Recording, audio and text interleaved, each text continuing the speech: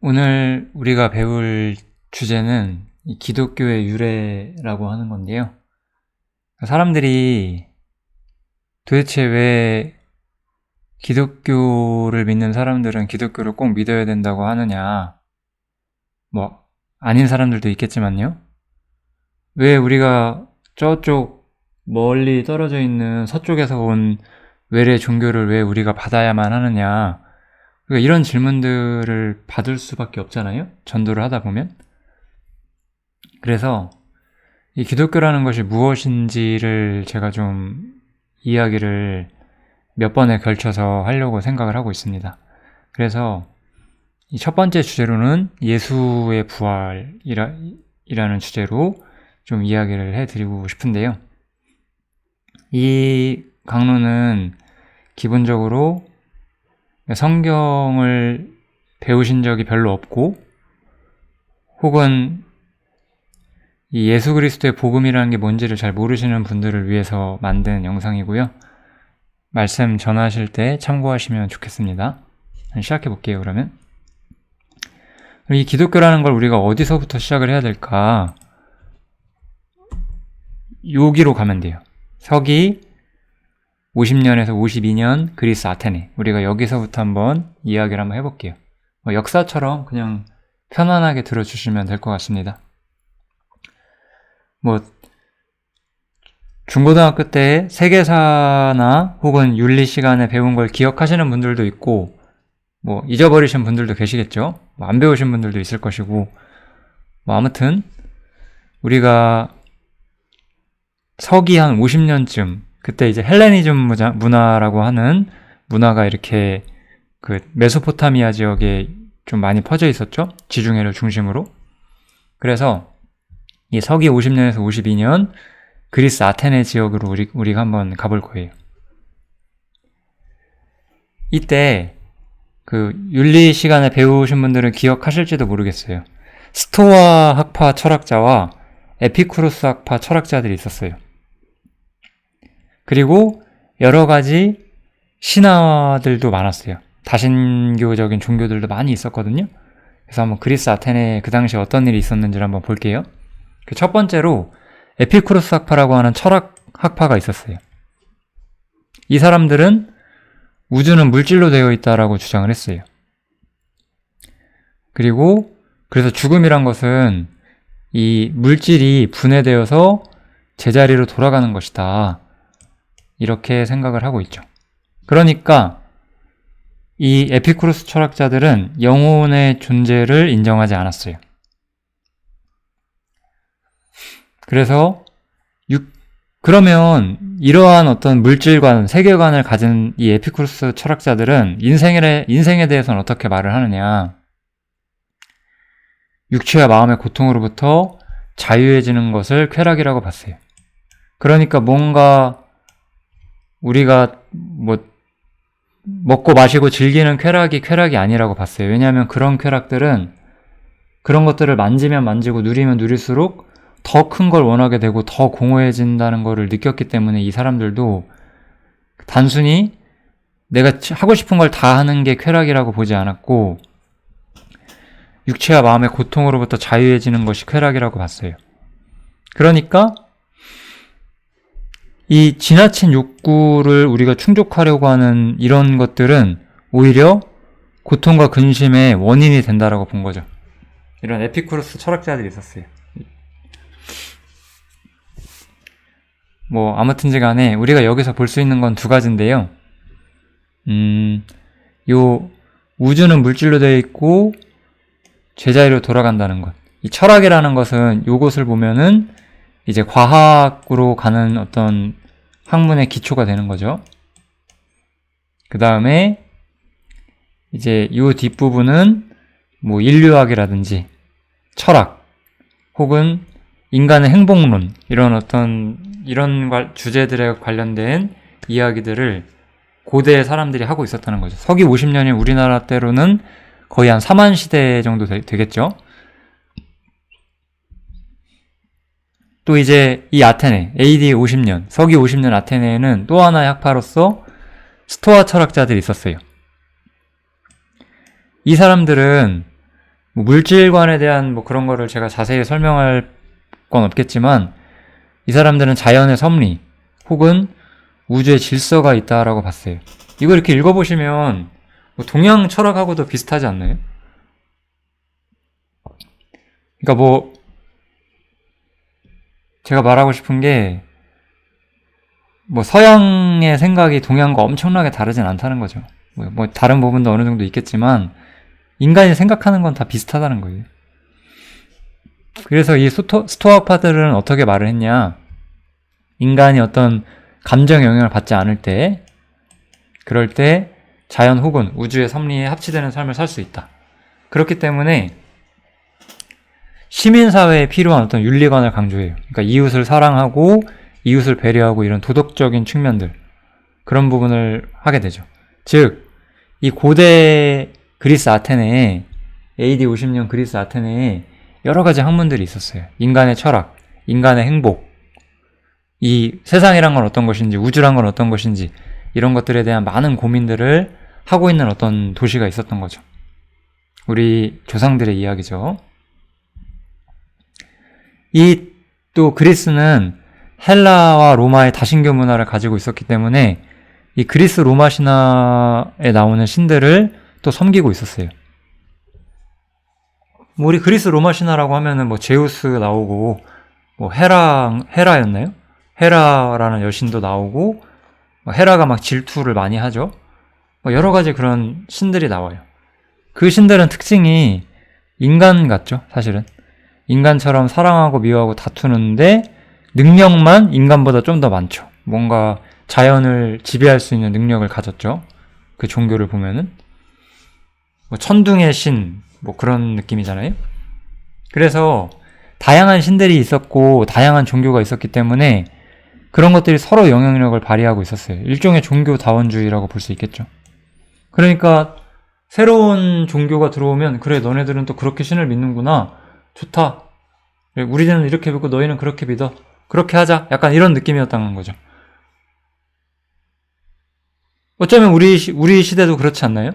그래, 뭐 불교도 맞아, 불교도 있고 유교도 있고 뭐 힌두교도 있고 기독교도 있고 뭐 다 있어. 각자 이렇게 신을 찾다 보면 한 군데서 만날 수 있을 거야, 뭐 이런 거 있잖아요. 이런 것도 일종의 종교 다원주의죠. 우리가 굳이 전 세계에 있는 모든 종교들을 다 다루지 않아도 이 AD 50년 헬라에서 우리는 모든 어떤 인간의 철학과 종교와 문화를 다 볼 수가 있어요. 이 아테네라는 곳은 철학과 종교와 문화를 이렇게 다양하게 교류하는 어떤 지역이었죠. 예, 그래서 우리 성경책 사도행전 17장에 보면은 이 아테네를 말하는 거거든요. 그래서 모든 아테네 사람과 거기서 나그네 된 외국인들, 아테네에 들어온 외국인들이 가장 새로 되는 것을 말하고 말하고 듣는 이 외에 달리는 시간을 쓰지 않음이더라고 하면서 이 사람들은 이런 철학과 종교와 문화를 교류하는 것을 굉장히 중요하게 생각했고 우주와 세상과 인간과 행복, 신 이런 것들에 대해서 많은 것들을 연구하고 있는 어떤 시대가 있었다는 거예요. 뭐 요 헬라만 그랬겠어요? 어느 곳이나 다 그렇죠. 우리나라도 그랬을 것이고 다 그랬을 거예요. 지금도 사실 인간들은 이런 것들을 논하죠. 이런 이야기가 사도행전이라는 성경에 써 있어요. 근데 이 사도행전에서 이 아테네 한가운데, 이 AD 50년에 아테네 한가운데 우리 기독교, 예수 그리스도를 믿는 그리스도인이라고 우리가 불리죠. 이 그리스도인 한 사람이 이 아테네 한가운데 서게 돼요. 그래서 이 아테네 사람들한테 예수님에 대해서 말을 하기 시작하는 거예요. 이 아테네 사람들한테 예수님에 대해서 말을 하기 시작을 하니까 네가 무슨 이상한 것을 우리 귀에 들려주니 그 무슨 뜻인지 우리가 알고자 한다. 한번 배워보고 싶다. 그래, 우리는 여러 가지 신들도 믿고 여러 가지 철학과 우주에 대한 생각들이 있는데 어떤 그리스도인 한 명이 딱 온 거예요. 그러더니 그 사람은 예수라는 사람에 대해서 막 말을 해. 그래, 네가 말한 예수에 대해서도 우리가 들어보자. 이렇게 시작을 한 거예요. 이게 그리스 아테네에서 우리 지금으로부터 거의 2000년 전이죠. AD 50년이니까 1970년 전. 그때 이런 일이 있었다라는 거예요. 그래서 여기 있었던 그리스도인 한 사람이 여기가 이제 아레오바고 언덕이라는 언덕인데, 이 아레오바고 언덕 여기에 서서 자신이 배운 예수에 대해서 말을 하기 시작을 하는 거예요. 이 세상의 철학자들과 종교가들과 행복을 논하고 우주와 신을 논하는 이 사람들에게 내가 알고 있는 예수에 대해서 말을 해주마. 그래서 여기서부터 말을 시작을 해요. 즉, 이 성경책에 나와 있는 우리가 믿는 기독교는 기본적으로 역사를 중심으로 이루어진 거예요. 어떠한 신화나 전설이 아니다. 우리 중에서 예수에 대해서 한 번도 들어보지 못한 사람은 없을 거예요. 예수는 어떤 신화적인 인물이라고 생각하시는 분들도 많겠죠. 그렇지만 전혀 예수는 신화적인 인물이 아니고, 이 성경을 읽어보시면 전부 실존하는 지역에서 실존했던 사람이었다라는 걸 우리가 알 수가 있어요. 그분이 어떻게 사셨고 어떻게 죽으셨고 또 부활하시게 되는데 어떻게 부활하시는지, 그것에 대한 이야기를 이 아레오바고 언덕이라는 언덕에서 하는 거예요. 그리고 그 이야기, 그때 여기 섰던 그리스도인이 이제 바울인데, 바울 사도 이런 말 들어보신 적 있으실 수도 있잖아요. 이 바울이 여기에 서서 이제 하나님과 예수님에 대해 전하기 시작을 해요. 그것을 기념으로 여기다가 그 말씀을 비석으로 만들어 놓은 거예요. 이 비석이 바울 사도가 사도행전 17장에서 말하는 비석이에요. 그래서 그러면 일단 우리가 성경이, 신약 성경, 이 예수의 부활에 관한 기록이 나와 있는 이 신약 성경이 정말 사실이냐, 정말 이것이 역사적으로 신뢰성이 있는 일이냐, 우리가 이걸 생각을 해봐야 되겠죠? 만약에 신약 성경이 거짓말이라면은 여기에 정말 그 그리스도인이 여기에 서서 그 당시에 헬라와 로마 사람들한테, 아테네 사람들한테 예수를 정했던 역사 자체가 없는 거잖아요. 그렇기 때문에 우리는 우리가 전하는 이 말씀, 그 신약 성경이 과연 신빙성이 있는 책이냐, 이것이 무슨 책이냐에 대해서 먼저 생각을 해볼 거예요. 그래서 이 예수에 관한 이 기록, 신약 성경이라는 것이 과연 믿을만 하냐, 그것을 우리가 이 4가지 문제에서만 접근을 해볼 거예요. 이거는 굉장히 학문적인 접근이고, 여러분들 대부분과 저 역시 이런 부분에 대해서 사실 능력치가 없죠. 평범한 사람들이니까, 공부를 많이 하지 않았으니까요. 공부를 많이 하신 분들도 있겠지만. 그래서 이 신약 성경의 신빙성 문제는 우리 대부분은 믿음으로 받아들이지만, 이 문제에 대해서 더 확신을 얻기 위해서 우리보다 더 많이 공부하신 분들이 어떤 종합해 놓은 내용을 한번 볼게요. 그래서 어떤 고대 문서가 신빙성이 있으려면 이 4가지가 충족돼야 된다라고 그 고고학자들과 역사학자들이 좀 합의를 본 거죠. 첫 번째로 구전이 전승된 기간, 그 다음에 원본과 필사본 사이의 시간 간격, 사본 개수, 사본들 사이 내용 일치성, 이런 것들이 어떤 기준을 충족한다면 그 고문서는 상당히 신뢰성이 있다, 진실하다라고 봐야 된다는 거예요. 한번 그럼 이 4가지를 살펴볼게요. 네. 구전 전승기간이라는 게 뭐냐면, 어떠한 이야기가 글로 옮겨지기 전에 사람의 입에서 입으로 전달되는 기간을 말하는 거예요. 여기 보시면 이제 요거는 제 생각에는 단군 왕검을 말하는 것 같거든요. 우리나라의 창세, 건국신화라고 할까요?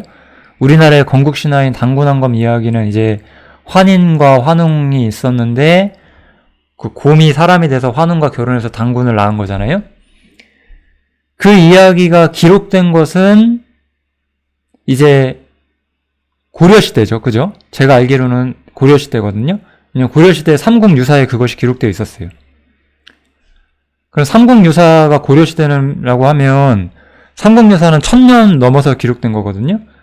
그러면은 실제로 단군항검이 있었다는 시간에 비해서 3600년이나 지난 거고, 이때부터 3600년 동안 구전으로 전승이 되었다는 거죠. 이야기로만. 그러다가 이제 삼국유사라는 글에서 이것을 문서로서 기록이 된 거죠. 그럼 3600년이 지났다는 것은 이 원래의 내용과 이 3600년 후의 내용이 구전으로 전승됐기 때문에 계속해서 변조가 있었을 것이다 라고 보는 거잖아요. 요거는 시타르타 같죠? 예수가 아니라 부처. 고타마 시타르타 그 사진인 것 같은데, 이 시타르타에 대한 이야기도 문서로 기록되기 전에 이분이 실존했던 시대와 비교해 봤을 때 구전 전승 기간이 상당히 길어요. 뭐 500년, 600년 이 정도 된다고 보고 있는 거죠. 요건 이제 공자님이죠, 그죠? 공자 같은 경우에도 공자의 가르침과 그 공자의 가르침이 문서화됐을 때 시간이 400년이 흘렀다라고 보는 거죠. 그 외에 여기 여러 사람들이 나오네요. 근데 요게 이제 예수님인데, 예수님이 실존했던 시간과 예수님의 행적이 기록되는 문서 사이의 기록이 짧으면 18년, 길면 60년밖에 되지 않는다라는 거죠. 구전 전승 기간이 짧다는 것은 문서가 신빙성이 높다라는 뜻이 되는 거예요. 그죠? 그래서 성경은 상당한 신빙성이 있다. 그래서 두 번째는 이제 원본과 필사본 사이의 시간 간격을 보는 거죠. 어떤 문서가 처음 기록됐던 시기가 있을 것이고, 그것이 필사되는 시기를 봤을 때, 우리가 예를 들어 시저의 갈리아 전쟁이 원본과 필사본 사이에 900년이 걸렸고, 우리 일리아드와 오디세이라고 하는 그리스의 굉장한 고서들이 있잖아요. 이런 것들도 원본과 필사본 사이에 500년이 걸렸어요. 그래서 이런 것들을 우리가 거짓이라고 생각하나요? 우린 이런 것들을 거짓이라고 생각하지 않아요. 성경은 사실 훨씬 더 짧은 원본과 필사본의 시간 간격이 있죠. 그렇다고 하는 것은 이 신약성경이라는 책은 상당히 원본에 가깝다라고 우리가 볼 수가 있는 거죠. 어떤 것보다. 다음, 세 번째는 사본의 개수예요. 여기서도 뭐 플라톤의 사부국을 한번 보죠. 플라톤의 사부국 읽어보신 적이 있나 모르겠는데, 이 플라톤의 사부국은 고대 기록물, 사본이 7부가 있는데, 그 7부 때문에 우리가 플라톤이 사부국을 썼다는 것을 인정을 하잖아요. 신약성경 사본 개수 보세요. 24,663개인가 그래요. 24,000여 개죠. 엄청나게 많습니다. 신약성경의 사본들이 세상에 널려 있어요. 네 번째, 이 사본들 사이의 일치성이에요.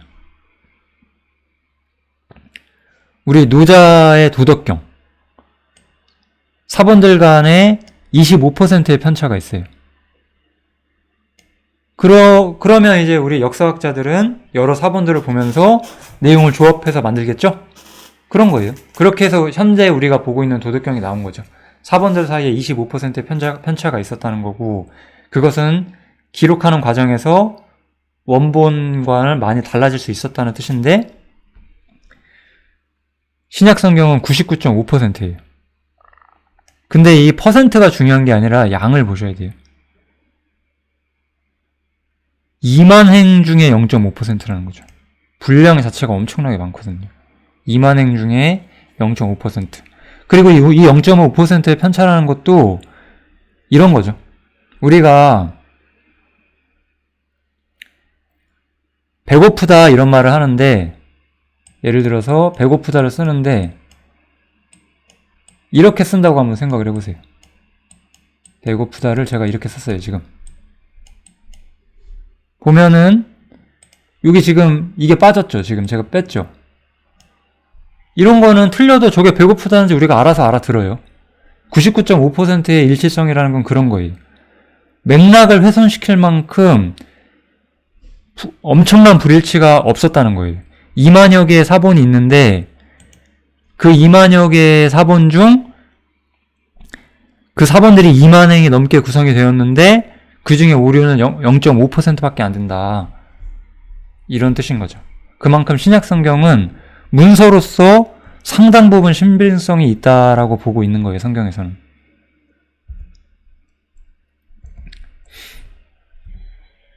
제가 왜 지금까지 이런 이야기를 하냐면 우리가 기독교라는 것이 무엇인지 배우고 믿음을 가지시기 위해서는 그래, 아까 제가 처음 말한 것처럼 그래, 이런 신 저런 신 이런 신도 있는데 나는 기독교 하나님을 믿어볼래, 이렇게 하는 게 믿음이 아니기 때문에 그런 거예요. 성경에 나온 믿음은 우리가 신뢰할 만한 고문서를 통해서 기록되어 있는 어떤 팩트, 어떠한 사실에 대해서 우리가 어떻게 받아들이느냐에 달려 있어요. 그래서 이 성경이 정말 사실이냐 아니냐가 굉장히 중요한 문제고, 성경이 거짓이 아니라는 것을 먼저 생각하는 게 굉장히 중요한 문제라고 생각을 합니다.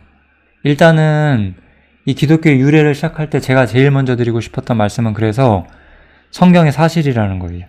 성경은 기록물로서 신뢰성이 있고 기독교인이 아닌 학자들도 성경의 기록이 신뢰성이 있다라고 인정은 해요. 그거는 사실이기 때문에 그런 거예요. 내가 신앙이 없어도 학문적으로, 역사적으로 성경의 기록들은 사실일 수밖에 없다라고 인정을 하고 있다는 거죠. 그러면 저는 믿음을 가졌고 저에게는 사실 이런 증거가 필요 없이 성경이 사실이라는 걸 저는 다 믿어요. 그렇지만 성경을 배워보신 적 없는, 믿음을 가지신 적이 없는 분들을 위해 제가 이런 이야기를 잠시 드린 겁니다. 이제 성경이 저는 사실이라는 전제하에 이야기를 할 거예요. 만약 그렇지 않다면, 여러분들이 그렇게 생각하지 않는다면 이 부분에 대해서 더 여러 가지 고민을 해보시고 뭐 저에게 연락을 하시든 아니면 뭐 다른 분들에게 연락을 하시든 이 문제를 반드시 해결하셔야 돼요. 아무튼 이제 저는 성경의 사실이라는 것을 전제하고 이 기독교가 어떻게 시작되었는지 그 유래에 대해서 다시 한번 이야기를 시작해 볼게요. 그래서 제가 오늘 하는 이야기는 이 사도행전이라는 성경책에 나온 이야기인데요. 그러니까 이 사도행전에 나온 성경책은 신화가 아니에요. 사도행전이라는 데 나온 성경책은 신화가 아니다. 그걸 꼭 기억해 주세요. 어떤 사람은 우리 뭐 심청전, 홍길동전 이런 거 있잖아요. 그 실화가 아니잖아요. 그죠? 그거는 어떤 소설을 통해서 무언가 우리에게 교훈하려고 하는 거잖아요. 성경은 무언가 우리에게 교훈할 것이 있든 없든지 간에 일단 사실을 기록해 놓은 거라는 거예요. 그게 훨씬 더 중요하다는 걸 이해를 해주시면 좋겠어요. 그래서 이제 그 아테네, 온갖 신들을 섬기고 우주와 세상과 인간과 신에 대한 철학들이 넘쳐나던 그 아테네에 섰던 한 믿는 사람, 바울이라는 사람이 이제 무언가 이야기를 시작해요. 이렇게 기독교라는 것이 전해지기 시작하는 거예요. 그래서 그 아까 봤던 아레오바고 언덕 있죠? 그 비석이 세워져 있었던 그 언덕에서 이제 이야기 시작해요. 아테네 사람들아, 너희가 보니까 종교성이 많다, 이렇게 이야기를 하는 거예요. 종교성이 많다는 거는 신을 섬기고자 하는 의지가 강하다는 거죠. 그래서 내가 너희가 섬기는 것들을 보니까 뭐 우리가 알고 있는 뭐 제우스 신, 무슨 뭐 전쟁의 신 누구, 무슨 신 누구, 뭐 물의 신 포세이돈 뭐 이런 거 많잖아요. 그런 걸 다 떠나서 내가 너희가 섬기는 신들을 보니까 하다못해 알지 못하는 신에게, 내가 모르는 이름 없는 신에게라고 새긴 어떤 신전도 있었다. 그러니까 내가 너희가 알지 못하는 진짜 신에 대해서 내가 너희에게 알려주겠다 라고 하면서 바울이 전하는 이야기가 시작이 되는 거예요. 바울은 인간이 만든 신들, 인간이 만든 철학들, 인간이 생각하는 우주와 자연과 행복에 대한 그런 모든 생각들을 떠나서 내가 진짜 신에 대한 이야기를 해주마 하면서 이야기를 한 거예요.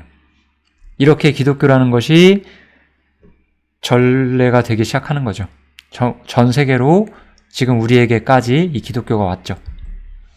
그래서 첫 번째는 하나님은 유일하신 창조주다, 그 얘기를 해요. 첫 번째, 유일하신 창조주. 우주와 그 가운데 있는 만유를 지으신 신께서는 천지의 주제신이 천지의 주인이란 뜻이에요. 손으로 지은 전에 계시지 않는다, 이렇게 이야기를 하죠. 저는 여기서 하나님이라는 표현보다는 신이라는 표현을 좀 써볼게요. 이 기독교 성경책이 우리 기독교의 경전이라고 부르는 이 성경책이 우리나라에 올 때 그냥 이 신이란 단어는 그냥 갓이거든요, 영어로는. 우리 영어에서 갓 하면 그냥 신이잖아요. 근데 유일신이면서 창조주인 거예요. 이 유일신 창조주를 우리나라 말로 어떻게 표현을 할 것이냐, 그 얘기를 하다가 이게 이제 이거를 하나님이라고 번역을 한 거죠. 한 분이신 신이라고 해서 하나님이라고 표현을 해서 우리가 하나님이라는 표현을 쓰는 거예요. 그냥 실상 성경에서는 갓이라는 아주 간단한 표현을 쓰는 거죠. 하나님. 그래서 야, 니네가 믿는 신인 하나님만 신이냐? 부처님은 신 아니냐? 무슨 님은 신 아니냐? 이렇게 사람들이 반대할 수 있지만 하나님은 이름이 아닌 거예요. 유일신 창조주를 우리가 그렇게 만들 뿐이기 때문에 여기서는 아직 신의 이름을 모르고 있었잖아요. 이 아테네 사람들은. 우리도 마찬가지죠. 우리도 신의 이름을 모르죠. 그러니까 그냥 이 바울이라는 사람이 첫 번째로 말한 것은 유일하신 한 분의 신이 천지와 우주 만물을 만드셨다라고 이야기를 하는 거예요. 첫 번째죠, 이게. 이 세부 강론들에 대해서는 제가 다음 영상에서 마저 할 거기 때문에 지금은 맥만 짚고 갈게요. 그래서 손으로 지은 전, 인간이 만든 신전에 계실 필요가 없어요. 그래서 신전은 불필요해요. 왜냐하면 우리가 여기다가 절이든 교회든 성당이든 혹은 신전이든 무엇을 만들어 놓으면 신이 여기에 갇혀 계실 수 있을까요? 그럴 수가 없다는 거죠. 그러니까 손으로 지은 전에 계시지 않고 신전은 불필요하고 사람들은 신에게 무언가 갖다 바쳐요. 무언가 갖다 바치면서 내가 잘되게 해주세요라고 말해요. 그럴 필요가 없다는 거예요. 신이라는 존재는 무엇이 부족한 것처럼 사람의 손으로 섬김을 받으실 필요가 없다라고 말해요. 왜? 오히려 신께서 우리한테 모든 걸 주셨다. 신께서 모든 사람들에게 생명과 호흡과 만물을 주셨다라고 말해요. 우리가 이렇게 생명을 가지고 있고 호흡을 하고 살고 있고 온 세상 만물, 자연과 우주 만물과 동물 이런 것들이 모두 우리 곁에 있어서 우리가 사용할 수 있게끔 신께서 주셨다라고 이야기를 하는 거예요. 그러니까 신전은 불필요하다라고 말을 하는 거고, 인류의 모든 족속을 한 혈통으로 만드셨다라고 말해요. 여기서 한 혈통이라는 것은 한 사람으로부터 왔다는 거예요. 그러니까 여러 국가, 여러 민족, 여러 문화가 있지만 그 모든 조상은 하나다. 사실 인간은 한 조상으로부터 멀리 퍼진 것이다 라고 하는 주장을 하는 거죠. 이것도 제가 나중에 다시 이야기를 할게요. 그래서 온 땅에 거하게 하시고 저희의 연대를 정하셨대요. 이거는 그 수명을 정하셨다는 뜻이겠죠. 그리고 거주의 경계를 정하셨대요. 거주의 경계라 하면 우리가 사람이 살려면 산소가 필요하고 물이 필요하고 땅이 필요하고 이런 여러 가지 조건들이 필요하거든요. 그러니까 우리는 육지에서밖에 살 수가 없어요. 인간은 물속에서 살 수가 없고 우주 밖에서 살 수도 없고 인간은 육지에서밖에 살 수가 없죠. 그것도 너무 추운 곳에서는 살 수가 없죠. 그런 것들을 말을 하는 거예요. 거주의 경계를 정해두셨어요. 즉 하나님께서 이렇게 인류를 한 사람으로부터 오게 하셨고 인간의 어떤 한계를 정해놓은 이유는 인간이 하나님을 혹시나 찾도록, 하나님을 찾는 사람이 있게끔 이 자연과 인간의 삶을 보면서 하나님을 찾는 사람이 있게끔 그렇게 하셨다는 거죠. 그래서 사실은 저는 이런 얘기도 많이 들었어요. 이렇게 농사를 짓거나 그 어업에 종사하시는 분들은 시인의 존재를 더 잘 인정한다, 그런 말씀을 들어본 적이 있어요. 우리가 인간의 한계 속에서 인간이 할 수 없는 신의 존재를 인정하는 사람들이 많이 있었다는 거죠. 그래서 인류의 기원과 삶의 터전에 대한 이야기를 또 이야기를 해줘요. 그래서 사람은 하나님께 속해 있다라고 이야기를 해요. 즉, 우리 사람은 그냥 자연 만물로부터 와서 그냥 죽으며 원자로 돌아가는 것이 아니라 사람은 하나님께 속해 있고 사람은 신의 소생이다. 어떤 신의 어떤 의지와 목적을 가지고 사람이 지어진 것이다 라고 이야기를 하는 거죠. 그래서 너희 시인들, 이 그리스를 말하는 거죠. 너희 시인 중에도 어떤 사람들은 우리가 그의 소생이다, 우리가 신의 소생이라고 노래하는 사람들이 있지 않냐, 그것처럼 우리는 진짜로 신의 소생이고, 그렇다면 신은 금이나 은이나 돌이나 사람의 기술로 만들어진 것들, 그런 것들일 수가 없다라고 이야기를 하는 거죠. 어떻게 신이, 우리가 나무로 뭔가 조각해 놓으면 그게 신이 되겠냐. 우리가 뭐 예를 들어서 뭐 코끼리를 섬긴다고 쳐보자. 그럼 우리가 나무와 금과 은과 돌로 코끼리를 새겨서 거기다 우리가 절하면 그게 신이 될 수가 있겠냐. 그런 이야기를 하는 거죠. 그러면서 하나님께서 사람을 만드셨고 우리는 하나님의 의지를 가지고 만들어진 존재다라고 이야기를 하는 거죠. 그렇기 때문에 우리는 하나님을 잊어버리고 살고 있었고 하나님 없는 문화와 종교와 철학을 가지고 살고 있었기 때문에 이제는 하나님께서 그 문제를 회개하고 하나님께 돌아오라라고 명령하셨다라고 하면서 회개 명령을 해요. 이런 것도 제가 나중에 다시 한번 다 자세히 다루도록 하겠습니다. 마지막으로 6번째 강론은 왜 우리가 회개해야 되냐면 하나님이 어떤 사람을 정해두셨는데 그 사람이 천하를 심판할 것이다. 언젠가. 그리고 이 사람을, 이 천하를 공의로 심판할 이 사람을 죽은 자 가운데서 다시 살리신 것으로 모든 사람에게 믿을 만한 증거를 주셨다라고 하는 거예요.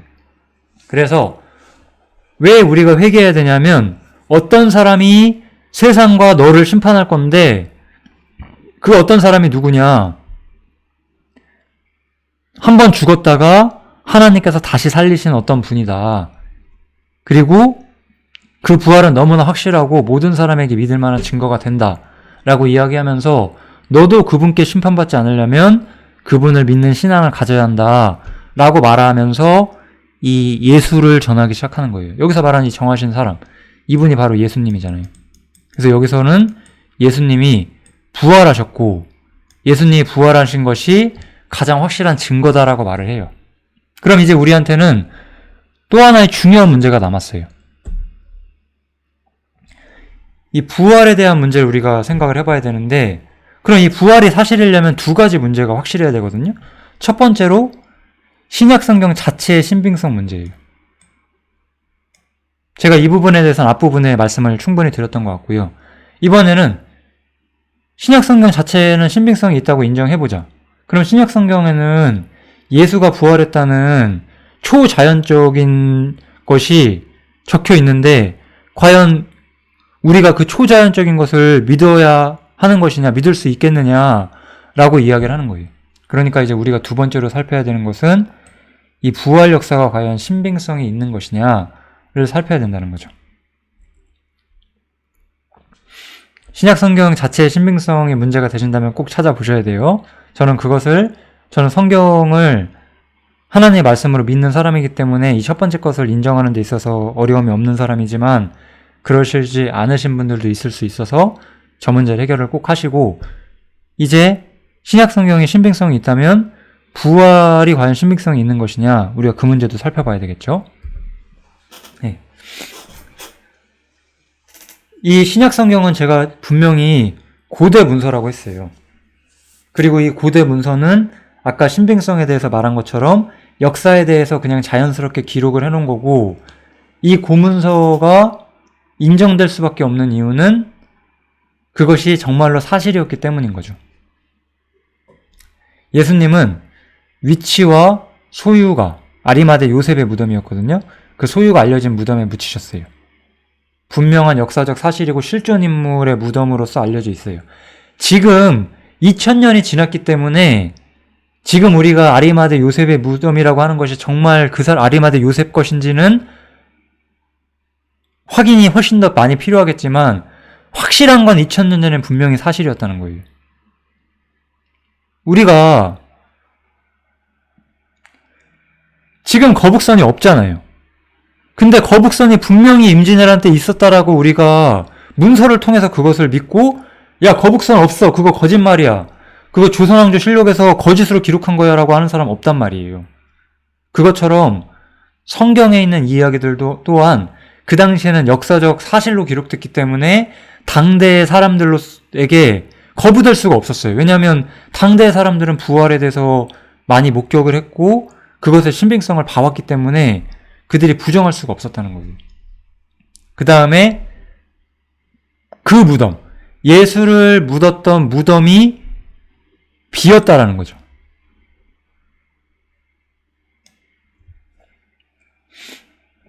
그리고 이 비어있는 무덤에 대해서 성경은 여성 목격자들이 많다라는 점을 뭐 강조하는 게 아니라 그냥 사실로 써놔요. 누가 이걸 봤다. 근데 그 당대 그 남성주의적인 그 유대교 시스템 속에서 여성 목격자들이 있었다? 여자의 말을 귀담아 들어주지 않는 시대였는데? 근데 왜 이렇게 썼을까요? 사실이니까요. 사실이니까 그냥 이렇게 썼다는 거예요. 그리고 빈무덤에 대한 당대 사람들의 변론 기록이 성경 마태복음 28장에 기록이 돼 있어요. 즉 이건 뭐죠? 이 예수를 묻어놨던 무덤이 비었다는 것에 대해서 예수를 거절했던 반대파 사람들도 인정을 하고 있었다는 거예요. 그러니까 변론이 있었다는 거죠. 그 변론한 사람들은 이제 저 제자들이 예수님 시체 숨긴 거다 뭐 이런 식으로 한 거죠.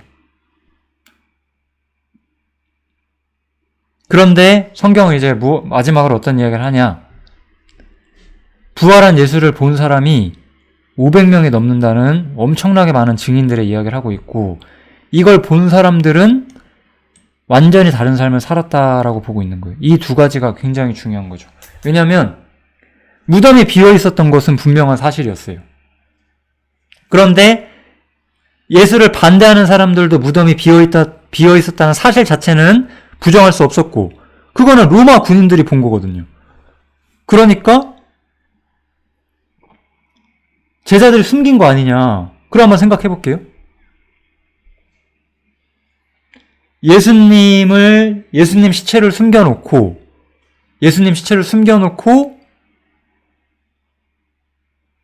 예수님이 부활했다라고 그 제자들이 거짓말을 하는 거라면 그들이 왜 그 거짓말 때문에 완전히 다른 삶을 살고 목숨도 버리면서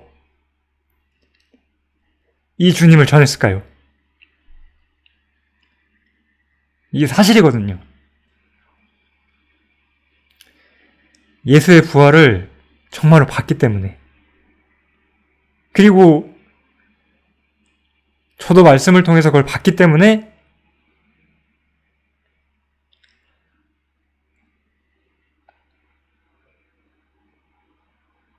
주님을 알기 전과는 다른 삶을 사는 거예요.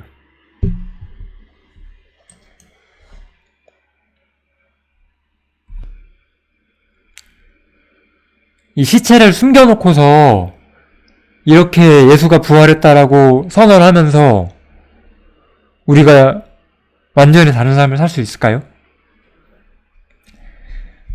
이런 일들을 그냥 기록을 해놨어요, 성경은. 이것이 사실이라고 믿어달라 막 이런 게 아니라 그냥 니네가 믿든 안 믿든 이건 사실이다 라는 느낌으로 그냥 그 당시에 펜을 든 사람들이 기록을 해놓은 거예요.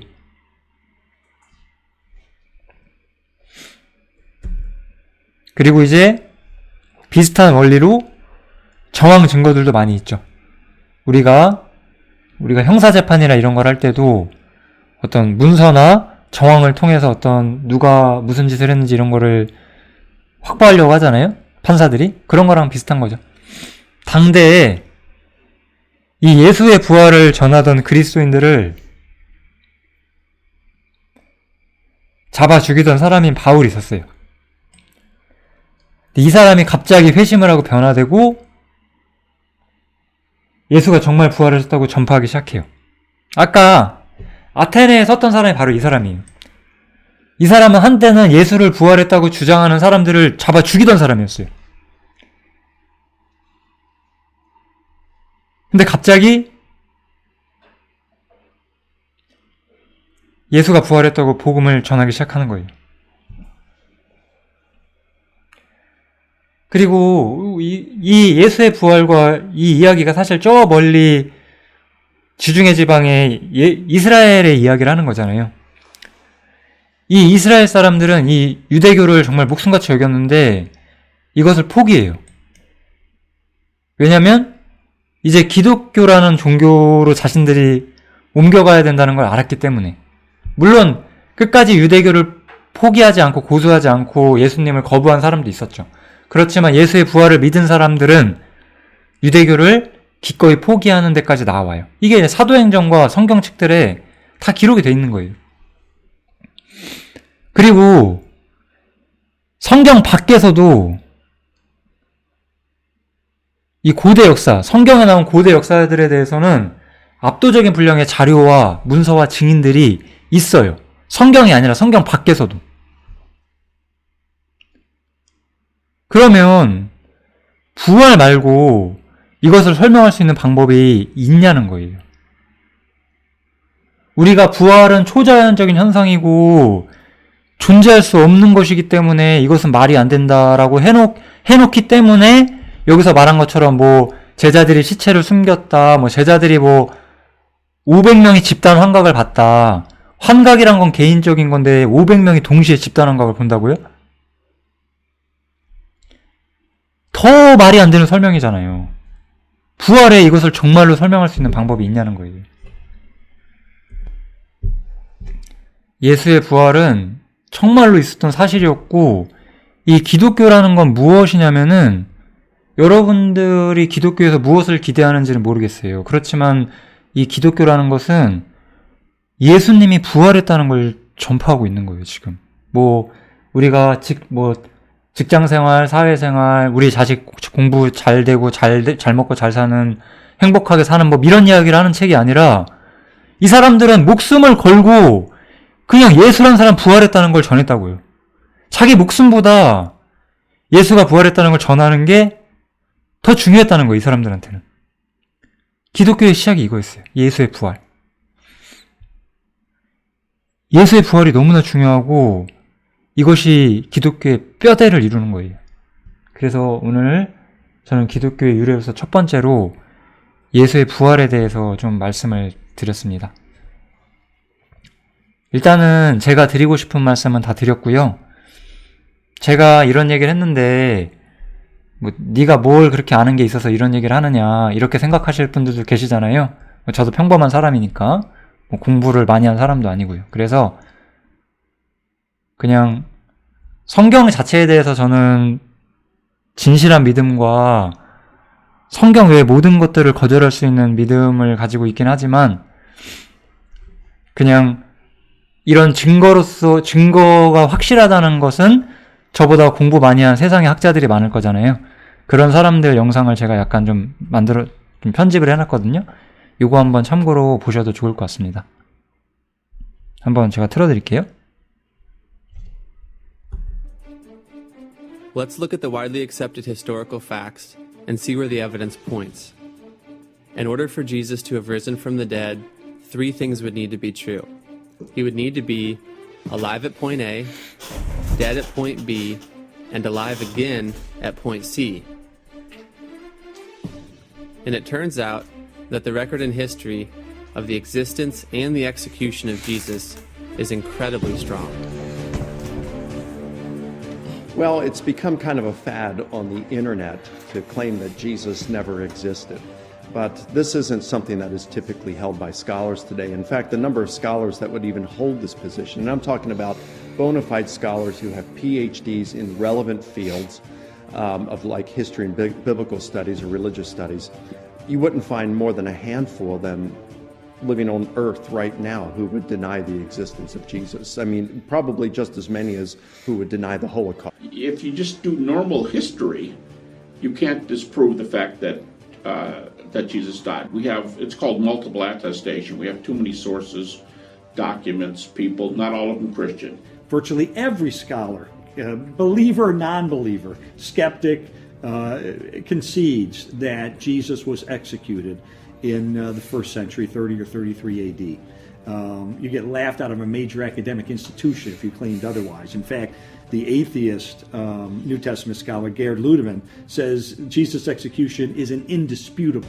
Now, in order to determine whether Jesus was really alive at point C, we need to look at 4 essential facts. And it's important to understand that the following facts can be established without presupposing that the Bible is God's Word. They're a matter of history. They're established by the records of both Christian and non-Christian sources from the ancient world, and they're agreed upon by both Christian and non-Christian historians today. The majority of New Testament historians have come to accept as factual that his body was then interred in a tomb by a member of the Jewish Sanhedrin, whose name we actually know. His name was Joseph of Arimathea. He was the man who buried Jesus of Nazareth. Secondly, that tomb was then found empty by a group of Jesus' women disciples on the Sunday morning following the crucifixion. And again, the name of Mary Magdalene is always attached to that account of the discovery of the empty tomb. Thirdly, that thereafter various individuals and groups of people experienced appearances of Jesus alive after his death. And finally, that the original disciples suddenly and sincerely came to believe, despite every predisposition to the contrary, that God had raised Jesus of Nazareth from the dead. Some will argue that Jesus' body was stolen. Okay, if Jesus' body was stolen, why would the disciples have genuinely believed he appeared to them if they stole the body? Bigger question yet, why would Paul believe Jesus appeared to him if the body was just stolen? What explanation is there? How do we interpret the conversion of Paul and James? How do we interpret those 4 facts that the wide majority of scholars take for granted? How do we interpret that? Do we interpret that naturally, or do we interpret that supernaturally? The next theory that you'll often hear is that they hallucinated, that the disciples who had been with Jesus for so long and spent so much time with him, they really wanted to see Jesus alive. And so they hallucinated. It's a common psychological phenomenon, which is true. People who love others will sometimes see them after they're dead. But 500 at once, and all the disciples to the point where they were willing to die, it doesn't quite fit.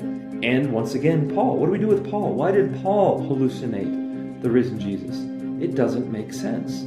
So there are no naturalistic explanations for the resurrection that fit nearly as well as the resurrection itself. And the more theories you have to string together to explain these facts, the less plausible it is, the less weight it should carry in causing you to believe one way or the other. Why do many scholars today not conclude in the resurrection is because they, unfortunately, preclude supernaturalism before they even look at the evidence. Now, if you look at the evidence without precluding supernaturalism, then the best explanation for the events is the resurrection. You know, all the theories about what happened to the body but one have fatal problems. The only problem with the one theory that actually explains it is you have to believe a miracle. But this isn't some random dude in some miscellaneous place that we're saying rose from the dead. It's a person whose coming had been prepared for by providence and predicted by prophecy for 2,000 years. A person whose friends kept asking themselves, what manner of man is this? and being forced to answer it in theistic terms. It's the reassertion of the life of someone who had already shown himself to be sovereign over life and death. If there's ever anybody of whom we could believe that miracle happened, it is this man. It is Jesus of Nazareth. 여기 영상에서 아까 중간에 그런 말을 하죠. 어떤 교수님이 부활 외에는 부활을 설명할 다른 방법이 없다, 그렇게 말을 하잖아요. 예수님의 부활에 대해서 우리가 그것이 아니라고 말하면 성경이 성립하지 않습니다. 그런데 성경은 정말로 진실하거든요. 성경의 기록은 완벽하고 고문서로서 흠이 없고 진실한 내용을 담고 있고 실상은 하나님 말씀이죠. 그러니까 예수의 부활이 정말로 있었던 일이고, 이 예수의 부활을 전하는 것이 바로 초대교회 그리스도인들이 했던 일이었어요. 예수의 부활을 거부해서 죽였던 바울이 그리스 아테네에 사실 하나님을 믿지 않고 인간이 세운 문화와 종교와 철학과 학문으로 가득 차 있는 그 도시에서 정말 터무니없어 보이는 이야기를 하죠. 나사렛 예수라는 사람이 하나님의 계획을 쫓아 부활했다. 바로 그 얘기를 한 거예요. 이게 기독교의 유래입니다. 이 이야기, 예수가 부활했다는 이야기가 2000년 지나서 지금 우리한테도 와 있는 거예요. 우리도 생각해야 됩니다. 이것이 만약에 사실이라면 하나님께서는 예수님의 부활을 통해서 우리한테 무엇을 알리고자 하는 것이냐, 우리가 그 문제를 생각을 해봐야 된다는 거죠. 이 기독교 유래에 대한 영상 첫 번째 여기서 마치도록 하겠고, 좀 더 세부적으로 제가 강론을 해드릴게요. 감사합니다.